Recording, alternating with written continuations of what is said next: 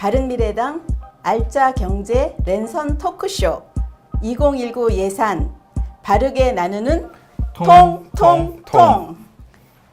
안녕하십니까? 바른미래당 정책위 수석부의장 신종현입니다. 오늘 권은희 정책의장님이 나오셔야 되는데 제가 대신 나오게 됐습니다. 그래서 제가 초보 진행자라 진행이 미숙하더라도 좀 많이 이해해 주셨으면 좋겠습니다. 지난 국감 이슈 통통통 때는 제가 이렇게 게스트로 나와서 좀 편했었는데 오늘은 또 진행을 하라 그러니까 이제 굉장히 좀 어색하기는 한데요. 열심히 해보겠습니다. 대신 오늘 굉장히 특별한 손님을 저희가 모셨습니다. 굉장히 어렵게 모셨는데요. 이총희 회계사님이십니다. 농구선수 이충희가 아니고 이총희 회계사님이신데요. 이 회계사님은 청년공인회계사 회장을 맡고 계십니다. 우리 이총희 회장님 한번 인사해 주시겠어요? 예, 안녕하세요. 이총희라고 합니다. 저는 회계사로서 이제 숫자가 아무래도 우리 사회나 경제에서 많이 중요한데 그런 숫자와 관련된 부분들을 항상 고민하고 어떻게 하면 쉽게 전달할 수 있을까 이런 고민을 하면서 이제 사람들과 뭔가 사회를 좀 더 투명하게 바꾸자라고 해서 젊은 회계사들끼리 뭉쳐서 그런 뭐 회계 관련한 제도를 개선하는 활동들을 열심히 하고 있습니다. 예, 회계사님들이 사실은 연말이 굉장히 바쁘시잖아요. 네, 그렇습니다. 근데 연말에 이렇게 시간 내주셔서 진짜로 감사합니다. 아닙니다. 예, 저희가 이제 오늘 모신 것은 우리가 이제 저처럼 뭐 과학자 출신도 있고 뭐 여러 그 다양한 전공을 가진 분들이 국회에 있긴 하지만 회계사는 정말로 숫자를 제대로 볼 줄 아는 분들이기 때문에 우리 나라 살림인 2019 예산을 좀 회계사 눈으로 보면 어떻게 보일까 하는 것이 궁금해서 모셨고요. 또 이렇게 궁금한 것도 많을 것 같습니다. 그래서 오늘 좋은 말씀을 기대를 하겠습니다. 여러분들도 댓글 많이 남겨주시고요. 또 궁금한 거 있으면 참지 말고 물어봐 주십시오. 우리 이총희 회계사님께서 아주 대답을 잘 해주실 것 같습니다. 제가 예산의 사실 전문가는 아니고 그냥 남들보다 숫자를 보는 눈이 이제 회계사이기 예. 때문에 조금 더 밝은 부분이 있을 수 있어서 이제 아무래도 또 뭐 회계사가 자본주의의 파수꾼이다라고들 많이 얘기를 하는데 그냥 이제 저도 내 세금이 잘 쓰이는지 그런 예. 것들이 많이 궁금하기도 하고 예. 좀 가까운 데서부터 이런 걸 살펴볼 수 있지 않을까라고 해서 예. 뭐 예산 심사하는데 좀 도움을 드리게 됐습니다. 예, 제가 지금 이제 우리 방송 시작하기 전에 잠깐 우리 회계사님한테 처음에 굉장히 좋은 회계법인에서 일하셨다가 이렇게 나오신 이유를 여쭤봤는데 지금 얘기하신 것처럼 그 일반 회계법인에서는 그 고객의 수요에 맞춰주는 그런 일을 했었는데 지금 보다 조금 더 공익적인 시각으로 좋은 일을 하고 싶으셔서 지금 나와서 활동을 하신다고 들었습니다. 그래서 정말 배울 게 많을 것 같고요. 우선 제가 첫 번째 질문 하나 드릴게요. 우리가 얘기를 할 때 슈퍼 예산이라는 얘기를 많이 합니다. 또 특히 올해 슈퍼 예산 470조 이렇게 얘기를 하는데 정말로 회계사님 보기에도 슈퍼 예산이라고 생각을 하시나요? 네, 뭐 올해 예산 같은 경우에 이제 470조 정도 된다라고 얘기를 하고 있는데요. 그러니까 이게 470조라는 예산이 전년도보다 사실 40조가 늘어난 예산입니다. 네. 그래서 이제 금융위기 이후에 거의 10년 만에 최대 폭으로 증가했다라고 얘기를 하고 있고요. 근데 사실 이게 2018년도 예산도 그랬습니다. 그러니까 그때도 금융위기 이후에 뭐 최대로 증가했다라고 하는데 계속해서 사실 국가 경제 규모가 커지다 보니까 아무래도 재정 규모도 늘어날 수밖에 없고 그래서 이제 계속해서 이렇게 예산은 커질 수밖에 없는 것 같습니다. 예, 그래서 지금 말씀 주신 것처럼 어떤 필요성이 있어서 슈퍼 예산으로 되는 거는 뭐 좋은 일일 것 같아요. 경제만 허락한다고 하면. 근데 이제 저희가 조금 걱정이 되는 것은 우리 세칭 얘기하는 퍼주기 예산, 생색내기 예산, 그 다음에 이제 경제가 너무 어려워지니까 일종의 땜빵을 하기 위한 예산, 이런 걸로 너무 많이 들어가는 거 아닌가 하는 걱정이 있는데 회계사의 눈으로 보신 그 예산을 보셨을 때는 어떻게 느끼셨는지요?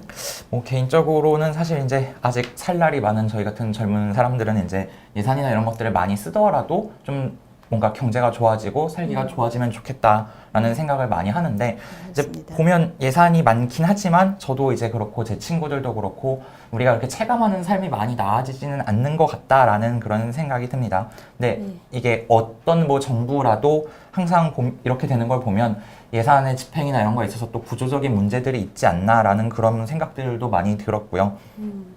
그러면 왜 470조 그럼 사실 잘 감이 안 오잖아요.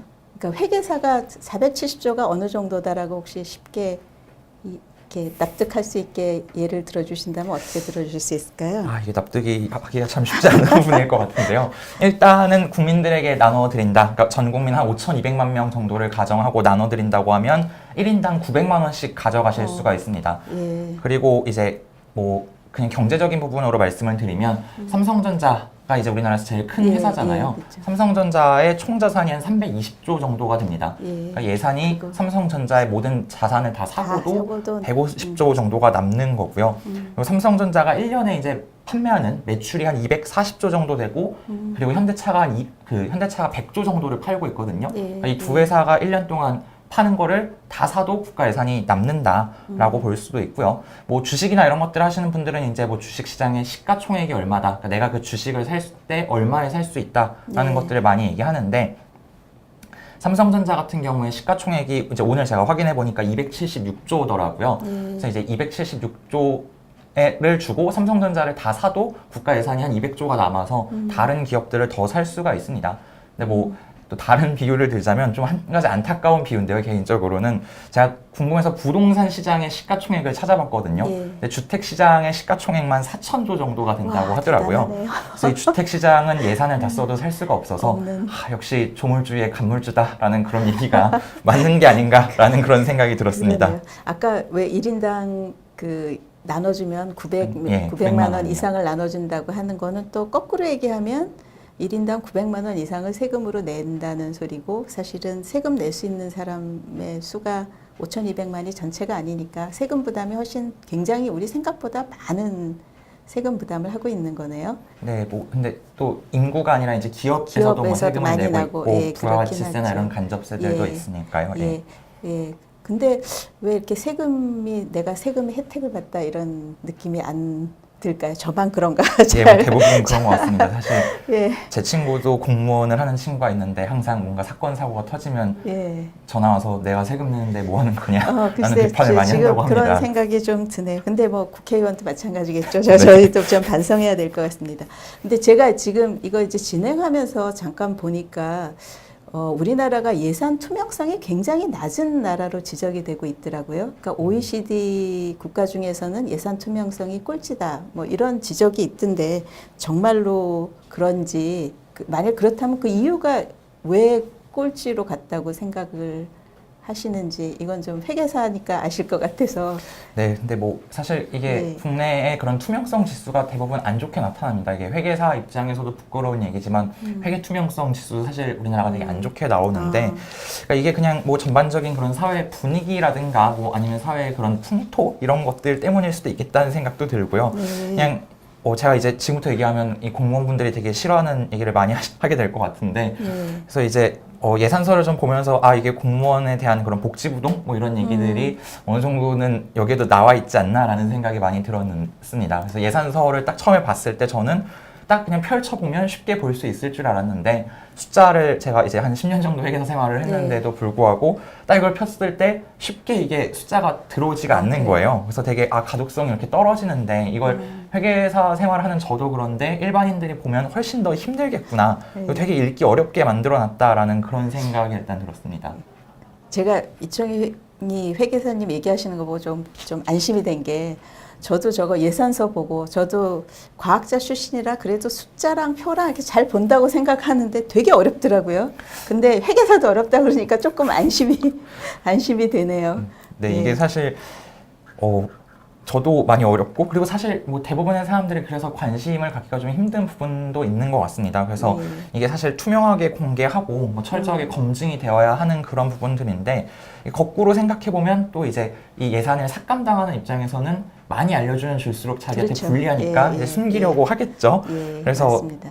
저희도 이제 회계 감사를 하거나 이럴 때 그런 이제 다툼이 많은데 아마 그런 부분도 있겠지만 그래도 어쨌든 이건 국민이 낸 세금이고 그런 걸 생각했을 때 이제 두꺼운 예산서를 좀 살펴보기 쉽게 친절하게 만들어줘야 맞습니다. 하지 않을까. 그러니까 아까 예시로 설명드린 삼성전자나 이런 이해관계자가 많은 회사들은 재무제표나 이런 것들을 사실 알기 쉽게 공시를 하거든요. 아, 그래요? 네, 그럼에도 불구하고 사람들이 알아보기 힘들다라는 비판을 얘기를 많이 하는데. 하는데 근데 이 예산서는 이제 그렇게 뭐 이해관계자들이 보기 쉽게 되어 있지도 않고 공개가 잘 되어 있지도 않다 보니까 더욱더 좀 가독성이 떨어지는 게 아닌가라는 생각이 들었습니다. 예, 정말로 그렇습니다. 양도 많지만 저도 이렇게 보면서 뭐 예를 들어 가지고 무슨 재단 지원 사업 이렇게 돼 있고 그냥 액수가 딱 나와 있거든요. 그래서 뭐가 이렇게 많이 들지 그러고 보면 그 안에 뭐 중앙 본부의 예산도 들어 있고 지역에 나가 있는 센터 운영비도 있고 그다음에 거기에 또 새로 짓고자 하는 거에 건립비도 들어 있고 뭐 인건비, 운영비, 건립비 이런 게 막 믹스가 된 것이 한 개의 이렇게 아이템으로 딱 나오니까 참 이해하기 잘 알고 있는 분이 아니면 굉장히 이해하기가 어렵더라고요. 그래서 네. 그런 것 때문에 이제 가독성이 떨어지고 투명성이 떨어진다고 하는 이유 중에 하나가 되겠네요. 네, 그러니까 아무래도 투명하려면 이제 누구나 쉽게 보고 볼 수 있어야 이거를 되는데. 판단을 할 수 있어야 되는데 예. 저는 일단 처음 봤을 때 이 그 두께에서부터 이제 많이 압도가 되는데 그냥 예. 샘플로 하나만 보여드리면 예. 이제 이런 두께의 책자가 한 5권 정도가 있는 게 있죠. 지금 하나의 부처만입니다. 근데 예. 지금 정부에 있는 부처가 50몇 개가 되기 때문에 그 예산서를 다 합치면 그렇죠. 양이 어마무시하거든요. 예. 근데 그거를 사실 좀 보기 쉽게 만들어 놔도 이걸 빨리 다 볼까 보기가 말까인데 어려운데. 예. 예. 그러니까 저희도 사실은 진리거든요. 지금 이제 저기 나와 있는 책이 과학기술정보통신부 한 부처의 예산이 이제 저만큼이고 저희 상임위원회에서 봐야 되는 부처 예산이 저런 부처가 중앙부처가 3개가 있고 또 다른 이제 방송이나 네. 이런 쪽이 있기 때문에 그 안에 예산서를 제대로 참 본다는 게 정말 어려운 일인 것 같습니다. 예. 그래서 정말로 국민들한테 자료를 뭐 공개를 하는 것도 중요하지만 정말로 잘 알아볼 수 있는 형태로 정보를 공개하는 거는 더 중요하다.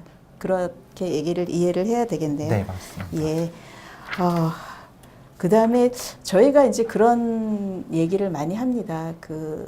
저희가 이제 저희 당에서 특수활동비 이슈를 냈었잖아요. 네. 그래서 이제 바른미래당이 앞장서서 그 국회에 특수활동비를 많이 이제 반납을 했고 또 이제 정부 부처도 필요 없는 특수활동비는 좀 반납을 시키자.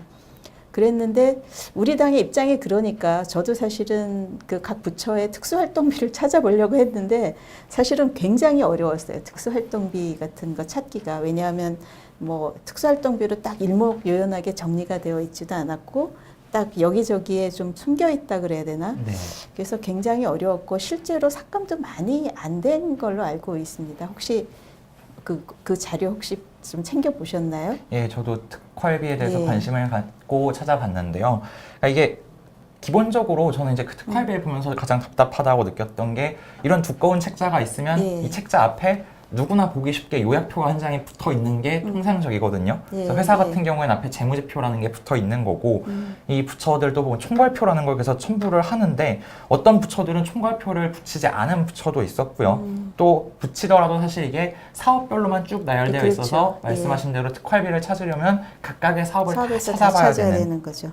그래서 그게 되게 찾기가 힘들었다라는 그런 부분이 있습니다. 그래서 예산 같은 것들을 좀 이제 알기 쉽게 보여주려면 이게 그러니까 좋은 정보가 되려면 동일한 정보를 가지고 이쪽에서도 보여주고 저쪽에서도 보여주고 다각도로 보여줘야 좋은 정보가 맞습니다. 된다라고 예. 생각이 되거든요. 근데 그런 면에 있어서 이 예산서는 매우 불친절하지 않았나라는 예. 생각이 들어요. 그래서 저도 이 특활비를 이제 검색을 많이 해봤는데 제가 그래서 각 부처에 있는 이 예산서를 한글 파일로 다 달라 그래서 예. 컨트롤 F를 해서 이제 그 예. 코드가 있습니다. 그래서 그 코드를 가지고 이렇게 검색을 해가지고 그걸 다 계산기를 일일이 더해서 이제 특활비를 예. 찾았는데 예. 이게 사실 그냥 부처에다가 정부에 요구를 하면 정부에서는 이제 그 코드가 있기 때문에 그렇죠. 그냥 받을 수가 엑셀 파일 있거든요. 작업해가지고 탁 주면 예. 되는데 안 주죠. 그걸 잘 안 주려고 하고 사실 그런 거 여기에 붙여 놓으면 됩니다. 예산서에다가 하면 되는데 이런 걸 이제 적극적으로 공개하지 않는 건 아무래도 심사 과정에서 이제 알기 힘들게 예. 해야 된다라는 생각이 아닐까라는 그런 추정을 해보게 됩니다. 그러니까 저도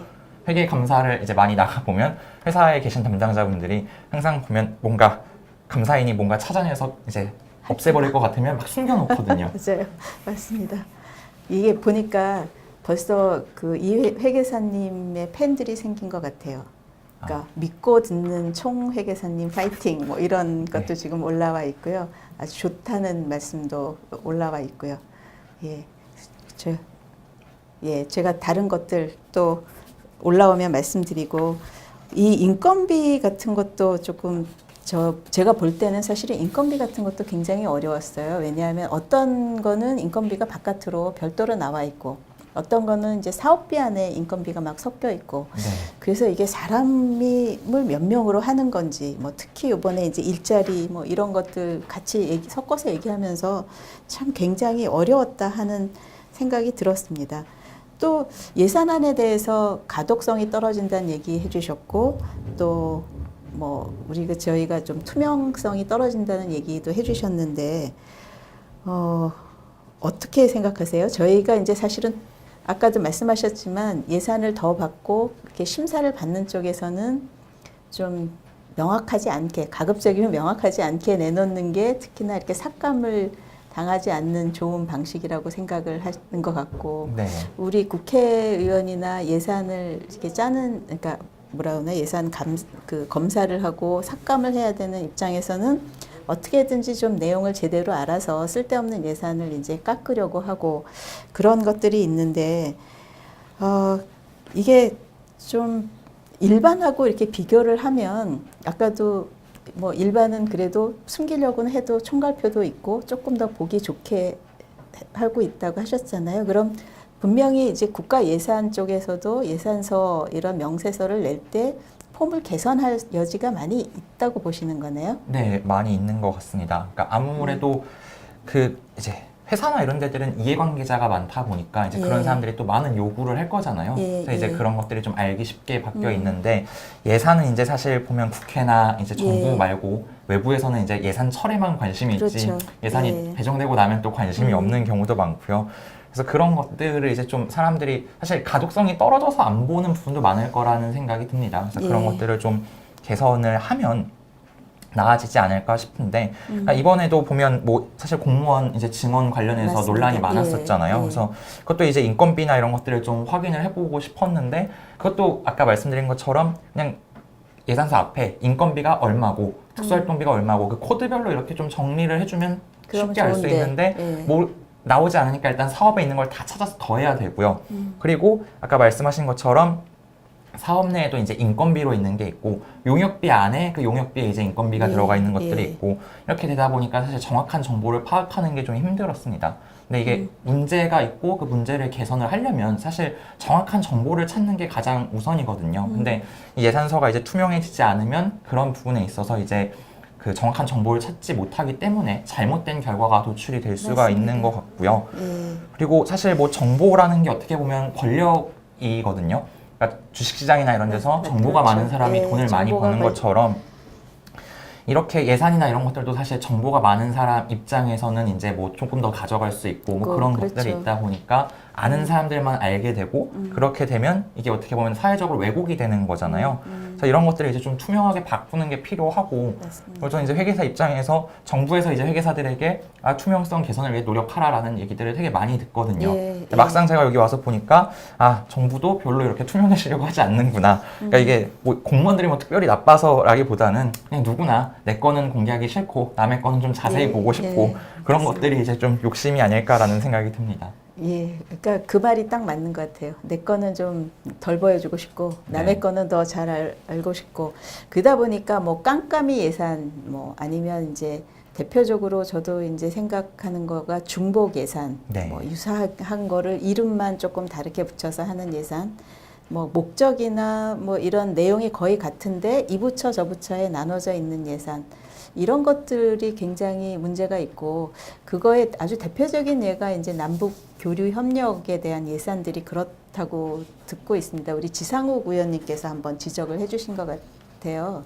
그래서 그런 것도 좀 제대로 그 편성이 됐으면 좋겠습니다. 뭐 나무 심기 예산이 통일부의 그 남북 교류 기금 몇천억 안에도 들어있고 농림수산부에도 들어있고 산림청에도 들어있고 뭐 이런 것들은 좀 이제 지향해야 되는 거라고 생각을 합니다. 예. 네, 그게 뭐 사실 저도 부처별로 보다 보니까 뭐 창업 예산도 이제 중기부에 있는 게 있고, 뭐 산자부에 있는 게 있고, 뭐 특허청에 있는 게 있고, 그렇죠. 또 부처마다 또 예산을 많이 타내는 게 급선무다 맞아요. 보니까 아무래도 뭐 그런 예, 분들이 예. 있는 것 같습니다. 그때 이제 필요에 따라서 이렇게 하다 보니까 어떻게 보면 이제 누더기 예산처럼 이렇게 돼 있는 그런 것들이 참, 아, 이거를 어떻게 한몫에 좀 바로 잡았으면 좋겠는데 이런 생각을 저도 해봤는데 아마 회계사님은 더 그런 생각을 많이 하셨을 것 같아요. 네. 또 다른 혹시 지금 이제 가독성 떨어지는 것, 투명성이 떨어지는 것, 그 다음에 이제 좀 그러다 보니까 깜깜이 예산이나 중복 예산 많은 것, 이런 것들 지적을 해주셨는데 그 외에도 또 혹시 지적할 사항이 있으신가요?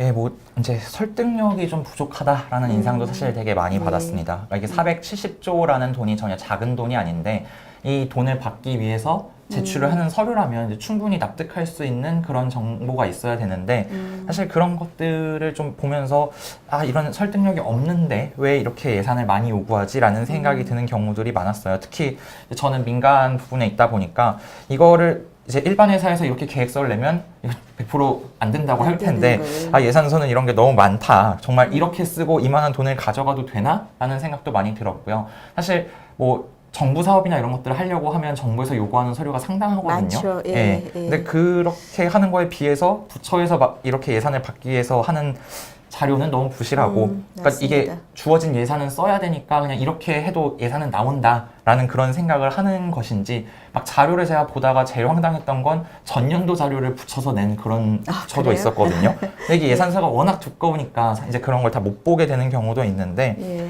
그래서 차라리 정말 뭐 그냥 극단적으로 이게 삭감돼가지고 예산이 남으면 국민들에게 다 n분의 1에서 돌려준다거나 이러면 사람들이 뭔가 좀 꼼꼼히 심사하고 이거 예. 열심히 막으려고 하지 않을까라는 그런 생각이 예, 들었고요. 예. 그리고 또 예산서에 보면 성과 지표들이 있습니다. 그래서 이 맞습니다. 성과 지표를 예. 기표로 해서 이제 뭐 예산을 이렇게 요청을 하고 하는데 사실 성과 지표를 보니까 달성률이 다 100%예요. 거의 다. 예. 그래서 아, 이렇게 우리 사회가 발전하고 있으면 우리가 금방 선진국이 되고 잘 살아야 되는데 왜 이럴까라는 생각을 해보면 결국 그 지표가 부실한 게 아닌가. 그렇죠. 라는 그런 생각을 많이 하게 되고요. 그리고 또 예산을 편성하는 데 있어서 이제 지침이나 이런 것들이 있는데 그런 지침을 저도 찾아보니까 다 지켜서 예산서를 쓰더라고요. 예. 근데 그걸 이제 최소한으로만 지켜서 쓰니까 아무래도 예. 이렇게 예산서가 좀 설득력이 없고 부실한 예. 느낌을 받게 하는 게 아닐까라는 생각이 들었습니다. 제가 지금 이제 이총희 회계사님 말씀하신 거에 정말로 이제 공감을 하는 게 그 밑단에서 그러니까 작은 정말로 실제로 쓸 사람이 예산을 따긴 굉장히 어려워요. 뭐 성과지표 내는 것도 그렇지만 요구하는 서류도 많고 그 앞에 요구하는 기획서라든지 뭐 양이 이제 상당한데 그런 사업을 하부에 많이 가지고 있는 프로그램 기획은 훨씬 더 정말로 공을 들이고 잘 돼야 되는데 이 위에 몇천억짜리 프로그램은 굉장히 부실하게 기획이 되고 그 돈을 가져가서 나눠줄 때는 너무나 이제 어떻게 보면 지나치게 깐깐하게 하다 보니까 사실은 그 성과지표도 달성을 못하면 다음번 예산 받는데 지장이 되니까 딱 달성할 수 있을 만큼을 적어내고 받아가는 거거든요. 그래서 그런 것들에 대해서는 정말로 이제 개선이 돼야 된다고 생각을 합니다. 그래서 저는 그 예산에 저는 이제 과학자 출신이기 때문에 네.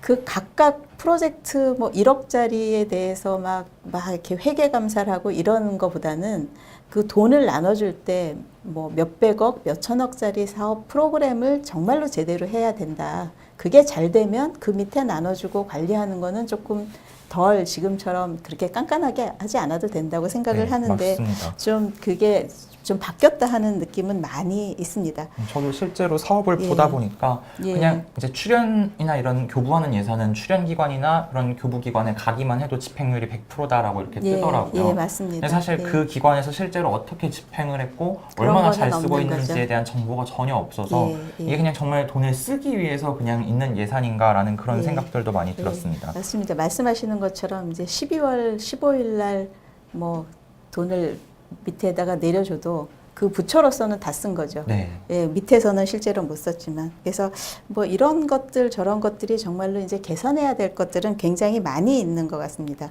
회계에서는 그런 것들을 이제 약간 회계 부정 분식 회계라는 얘기를 많이 하거든요. 예, 연말에 예. 매출을 밀어내서 이렇게 하면 뭐 밀어내기 매출 이런 것들을 이제 문제다 부정이다라고 하는데 예산에서도 이제 보면 맞습니다. 그런 것들이 좀 있는 것 같습니다. 예. 그리고 예산 찰 때마다 지금도 이제 제가 한 부처 지금 책을 저렇게 쌓아놨지만 종이 낭비도 굉장하죠.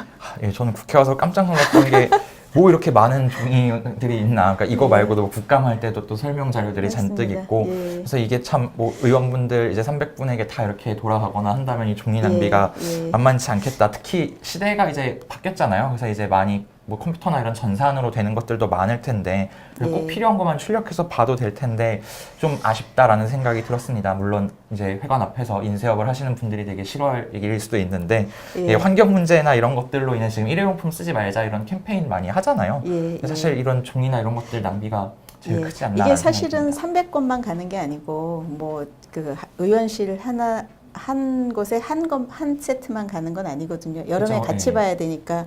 근데 이제 사실 이거를 저희도 파일로 받으면 참 좋겠는데 파일로는 안 주죠. 그러니까 왜냐하면 이게 이렇게 바깥으로 쉽게 나갈 수 있고 이러니까.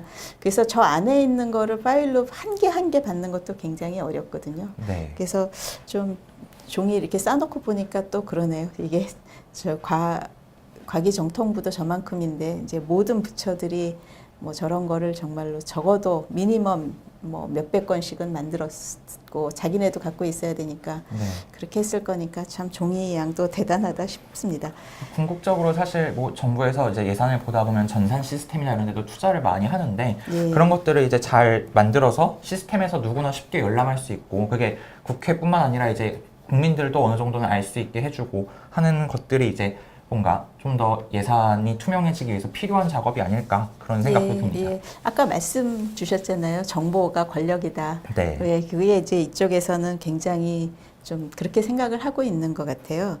그래서 아까 말씀 주신 것처럼 뭐 어떻게 보면 예산을 쥐고 있는 그리고 예산을 나눠줄 수 있는 정보를 쥐고 있는 데의 권한이 상당하다고 생각을 하는데 회계사 입장에서는 어떻게 생각하세요? 네, 뭐 이건 사실 회계사가 아니라 일반인들 입장에서도 예. 누군가가 권한을 쥐고 있으면 그 사람의 권한이 참 막강하구나라는 예, 생각을 하게 예. 될 텐데 저는 사실 국회에 와서 이제 예산을 좀 자세히 보면서 사실 좀 놀랐던 게 이제 예산실에서 기재부에서 이제 예산을 관리를 하다 보니까 낮에는 이제 예산 심사를 할 때 의원분들이 많이 비판을 하시고 삭감 의견을 내시다가 이제 밤이 돼서 그렇죠. 기자분들이 철수를 하거나 이러면 갑자기 우리 지역의 예산을 좀 더 챙겨달라 막 이런 말씀을 맞습니다. 하시는데 그걸 보면서 아 이래서 제대로 된 심사가 되나라는 생각이 들고 그런 것들이 이제 많이 비판이 되고 있는 것 같습니다. 근데 뭐 우스갯소리로 그렇게 지역 예산 같은 것들을 많이 끌어간다고 기자들이 비판하는 기사를 쓰면 오히려 그 의원분들은 이제 그걸 복사해서 인기가, 지역에 뿌린다 뭐 이런 얘기들을 인기가 하는데 높아지시죠. 예.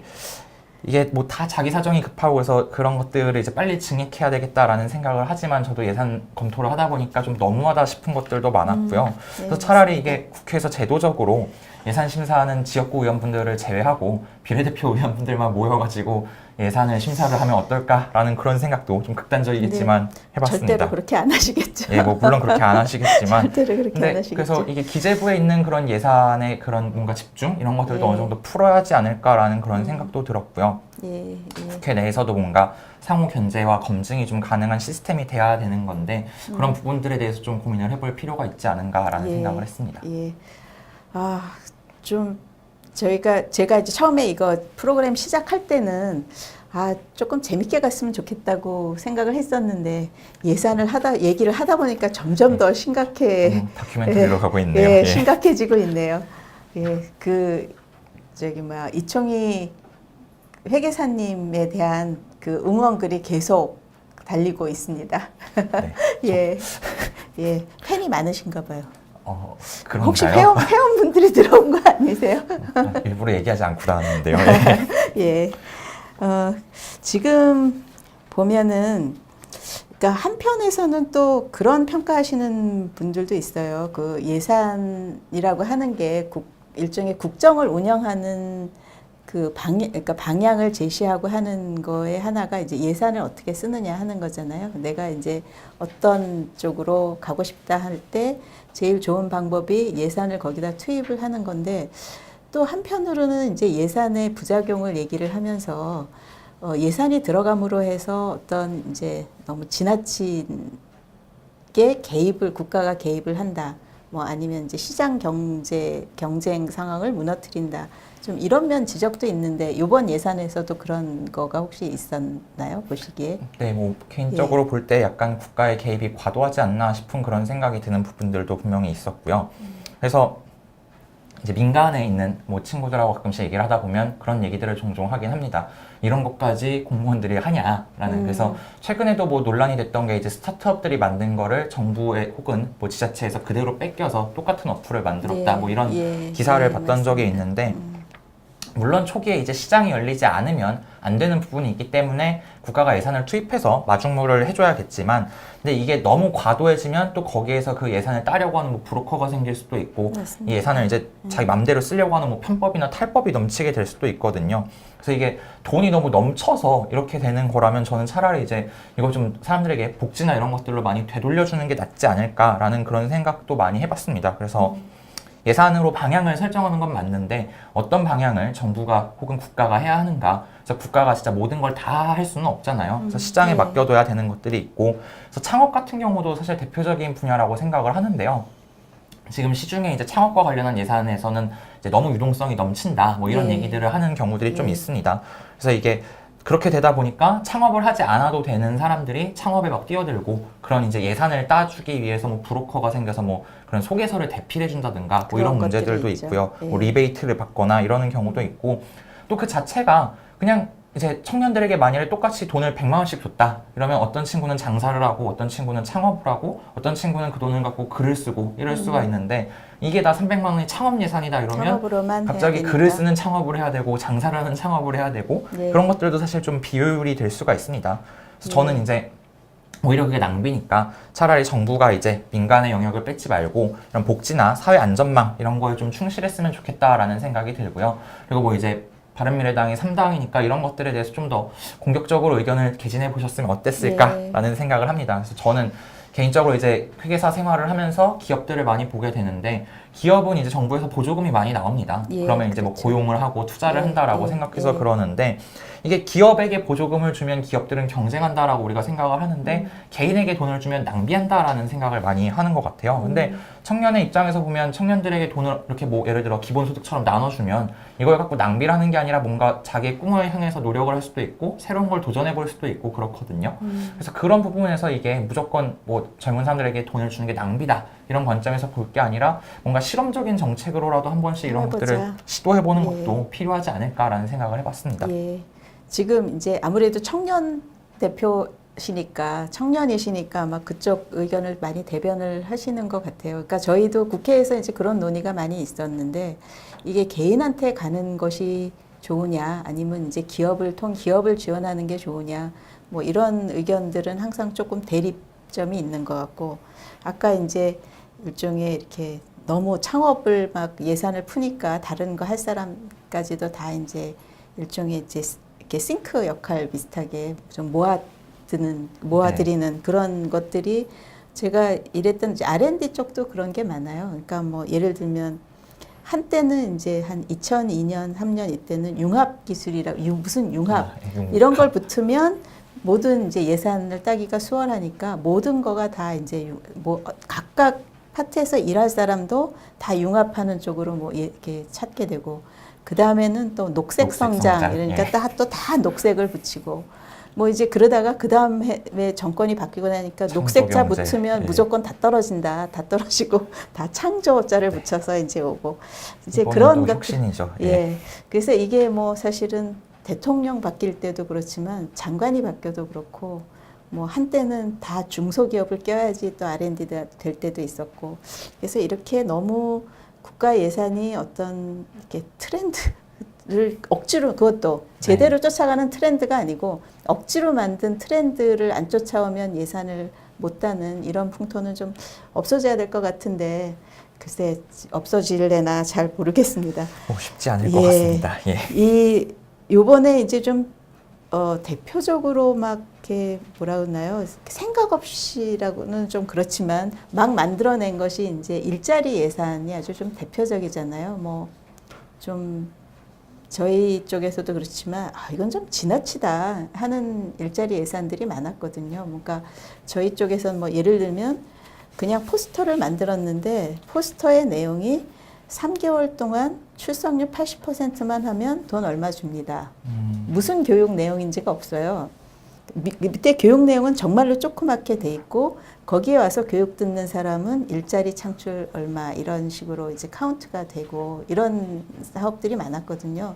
근데 그 외에도 뭐 지금 막 언론에 나오는 뭐 교실 불 끄기 뭐 여러 가지 이제 뭐 쓰레기 분리수거 뭐 하는 사람 일자리 뭐 이런 일자리들이 막 이 예산으로 이제 지원이 돼야 된다고 지금 예산안이 나와 있는데 그런 거에 대해서는 회계사 입장으로서는 어떻게 생각을 하세요? 이게 사실, 그야말로 소득을 주는 거라 효과가 있으리라고 생각을 하십니까? 아니면 저는 차라리 아까 말씀드린 것처럼 그런 일자리를 만들어서 돈을 주느니 그냥 차라리 나눠주는 게 낫지 않냐라는 낫다. 생각이 들었고요. 그러니까 뭐 일을 안 하고 돈을 받는 거랑 그냥 돈 나눠주는 거랑 실질은 같잖아요. 그러니까 차라리 그럴 거면 당당하게 뭐 특정 지역이나 뭐 이런 데서 이런 실험을 해본다. 그리고 그걸 가지고 좀 뭐 확대를 한다. 그러니까 사실 예산을 보면서 또 제일 답답했던 것 중에 하나가 이게 전부 아니면 아무것도 없어요. 그러니까 뭔가 실험적으로 예산을 시범 사업을 해보고 이게 효과가 있으면 이제 전면 도입을 해야 되는데 무조건 그냥 예산을 따면 한 방에 써야 되니까 효과 그렇죠. 이런 것들에 대한 검토 없이 일단 예산을 다 따야 된다 이런 거 한번 하겠다라는 그런 것들도 사실 되게 많았었거든요. 근데 이런 것들을 이런 이제 뭐 일자리 예산이라고 하는 것들을 전 차라리 이제 복지 예산 이런 것들로 해서 뭐 이제 수도권이 너무 과밀하니까 뭐 청년들이 이제 지방으로 내려가서 뭔가 창업을 한다거나 이러면 차라리 그런 친구들에게 창업이 정착될 때까지 뭐 이렇게 좀 지원금을 맞습니다. 준다거나 그래서 뭐 실제로 지자체들이 요즘에 이제 인구가 줄어들고 하니까 그런 것들을 좀 시범적으로 하는 데들이 있거든요. 그래서 그런 걸 한번 실험을 해보고 효과가 좋으면 확대하고 뭐 이런 것들을 해볼 수도 있는데 이게 무조건 예산은 이제 한 번에 확 해보고 안 되면 그냥 말고 약간 이런 것들도 좀 아쉬운 부분이었던 것 그런 같습니다. 부분들도 많이 있죠. 이 예산을 이제 결정이 되면 그 다음에 뭐 예산이라고 하는 거는 나눠주는 게 중요한 게 아니고 그 나눠준 예산이 얼만큼 잘 쓰여서 우리한테 이제 얼만큼 돌아오느냐, 국가 경쟁력이 올라간다든지, 우리 사는 것이 좋아진다든지, 뭐 우리 복지가 좋아진다든지, 뭐 이런 것들이 있어야 되는데 그것에 대해서 지금은 예산 처리지만 나중에 이제 결산하고 이럴 때가 되면 또 결산한 거랑 예산이 연계가 안 될 수가 없거든요. 그 관리 측면에 대해서는 혹시 어떤 의견, 회계사로서의 어떤 의견이 있으셨으면 한번 알려주시죠. 사실 회계사들은 예산보다 저희는 결산을 하는 더 걸 이제 중요하죠. 감사를 하고 예. 결산을 되게 중요시 하거든요. 사실 예산은 계획이고 뭐 계획이 틀렸다고 해도 이제 결산을 통해서 우리가 그걸 다음에 이제 반영을 하면 되는데 저는 이제 예산을 보면서 좀 답답했던 게 또 사후 관리가 잘 안 되고 있다라는 부분이 좀 이제 안타까웠습니다. 그러니까 특히 결산을 별로 이제 중요하게 하지 않고 예산에만 이제 너무 함몰되어 있는 것뿐만 아니라 예산서를 보면 이게 어떻게 됐고 잘 됐기 때문에 이렇게 돼야 된다, 늘려야 된다, 줄여야 된다 이런 게 있어야 되는데 잘 안 돼도 늘려야 되고 잘 돼도 늘려야 되고 무조건 예산은 확대해야 된다라는 그런 것들이 많고 그리고 뭐 청년들의 예를 들어 취업을 위한 예산을 줬다라고 하면은 이게 이제 당장의 취업률에만 관심이 있지 그 친구가 뭐 3년 동안 재직을 했는지 5년 재직을 했는지 이런 것들이 관심이 없어요. 그래서 저도 이제 뭐 실무상에서 중소기업 이런 데 감사를 다니면서 많이 듣는 얘기가 그냥 지원금이 나오는 기간 동안만 고용하고 끊기면 이제 뭐 그냥 내보낸다 이런 얘기들도 듣게 되는데 그런 것들을 좀 장기적인 관점에서 추적 관찰하고 그런 사후 관리에 대한 예산을 조금 늘리는 것도 필요하다는 생각이 많이 들었습니다. 예. 저도 그 의견에 정말로 이제 공감을 하는 게 우리나라 예산 제도가 1년 단위잖아요. 예. 그러다 보니까 이제 그야말로 단기적인 성과만 잘 내면 그 다음에 이렇게 축적되는 성과라든지 장기적으로 어떤 효과를 주는지는 좀 별로 이렇게 관심이 없이 그 평가의 그 스코프에서 좀 벗어나 있는 경우가 많아서 그런 것들이 꼭 도입이 돼야 된다고 생각을 하고 아까 이제 제가 얘기했던 처음에 나눠줄 때도 기획을 프로그램단에서 큰 사업단에서 좀 더 기획을 잘하고 그때 기획할 때 이거를 성과 평가를 사후 관리를 어떻게 할 건지도 좀 기획이 잘 됐으면 좋겠다는 생각을 해봅니다. 야, 시간이 생각보다 굉장히 빨리 갔습니다. 그래서 제가 이제 혹시나 시간이 너무 빨리 끝나면 뭐 그 제가 기초과학 쪽에 R&D 가지고 얘기를 하려고 그랬는데 아마 그럴 필요는 없을 것 같고요. 아마 충분히 이제 얘기가 나온 것 같고 오늘 질문이 올라온 거가 지금은 없는 것 같으네요. 네. 너무 설명을 잘 해주셨나 봐요. 그런가 봅니다. 아닌가? 사연을 잘 봐서 그런가? 네, 잘하셨던가? 맞습니다.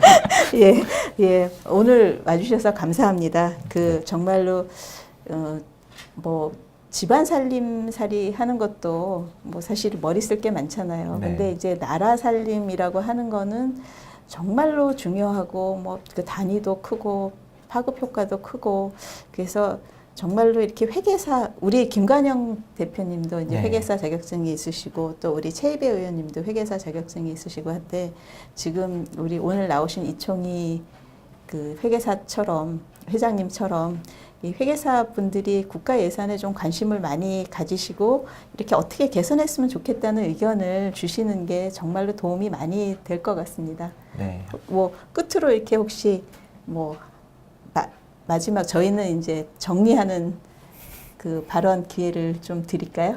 하시고 싶은 말씀 있으시면.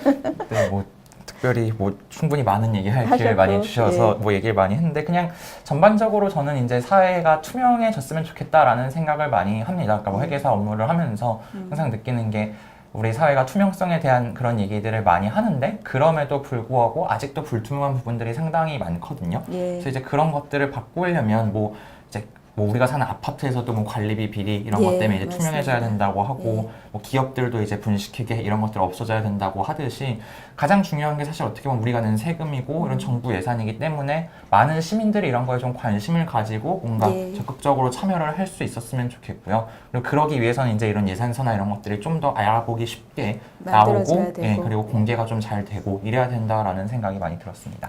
예, 오늘 말씀 들어보니까 우리 예산의 투명성을 높이는 제일 중요한 키워드는 관심인 것 같습니다. 네, 맞습니다. 예, 오늘 이총희 회계사님 모시고 국가 살림에 대해서 얘기를 나눠봤는데요. 어떻게 잘 들으셨는지 모르겠습니다. 재미있었는지 모르겠습니다. 제가 이 좀 그 진행이 서툴다 보니까 중간에 댓글 많이 올려주세요. 이런 얘기들을 많이 못하고 지나갔는데 혹시 기회가 되면 이제 다음번에는 조금 더 잘 해보도록 노력하겠습니다. 오늘 바쁘신 중에도 나와주셔서 정말 감사합니다. 감사합니다. 예, 우리 시청자들한테도 한번 인사 나누겠습니다. 예, 감사했습니다. 좋은 밤 되십시오.